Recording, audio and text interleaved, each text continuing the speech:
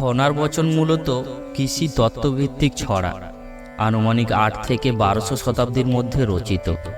অনেকের মতে খনা জ্যোতির্বিদ্যায় পারদর্শী এক বিদুষী বাঙালি নারীর রচনা। তবে এ নিয়ে মতভেদ আছে। অজস্র খনার বচন যুগ যুগান্তর ধরে গ্রাম বাংলার জনজীবনের সাথে মিশে আছে। স্বাস্থ্য সম্পর্কে খনার বচন: নিত্য নিত্য ফল খাও, বাদ্যি বাড়ি নাহি যাও। অর্থ, প্রতিদিন ফল খেলে ডাক্তারের কাছে যাওয়ার প্রয়োজন পড়ে না। ফলে বিভিন্ন প্রকার ভিটামিন থাকায় শরীরে রোগ প্রতিরোধ ক্ষমতা বাড়ায় এবং প্রাকৃতিক অ্যান্টিঅক্সিডেন্ট শরীরের ওজন কমাতে সহায়তা করে। 2. পান্তা ভাত খাও, রক্তচাপ কমাও। অর্থ, পান্তা ভাত খেলে রক্তচাপের ঝুঁকি কমে।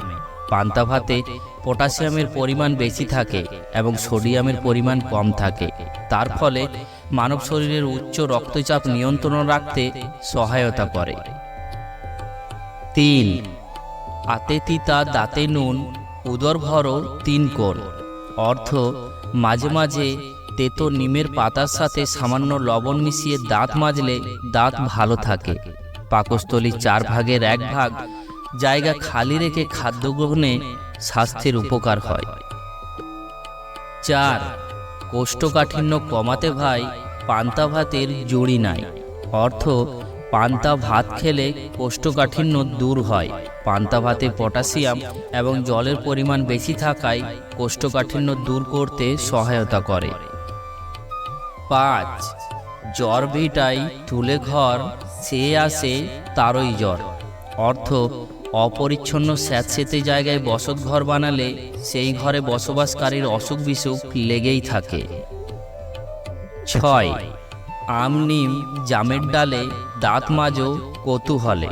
অর্থাৎ, আম নিম এবং জাম গাছের ডাল দিয়ে দাঁত মাজলে দাঁত রোগহীন এবং মজবুত থাকে। 7. খেতে বসলে কিসের দায় পাকনা ধান জলে যায়।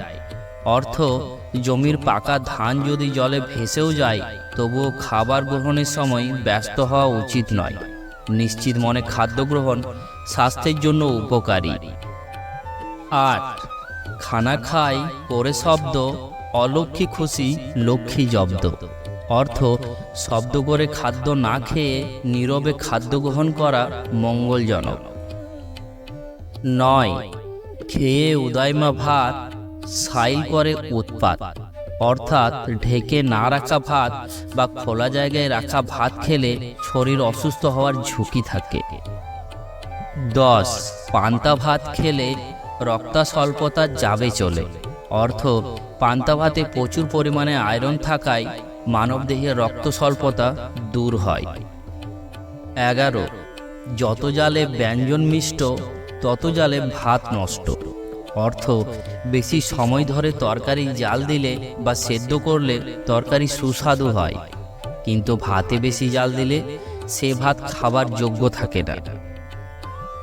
12. ছায়া রোলে চুলকাই মুখ, তাতে কিন্তু নাহি দুঃখ।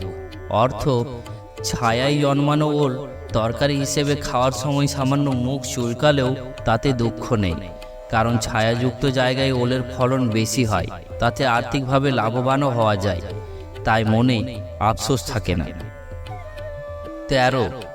মানুষ মরে যাতে গাছলা সারে তাতে, পচলা সরার গাছলা সারে গোদলা দিয়ে মানুষ মারে। অর্থ, পচা গোবরের দুর্গন্ধে মানুষের রোগ বালাই হয়, কিন্তু তারই সাহায্যে উদ্ভিদ সকল সতেজ ও সবল হয়ে থাকে।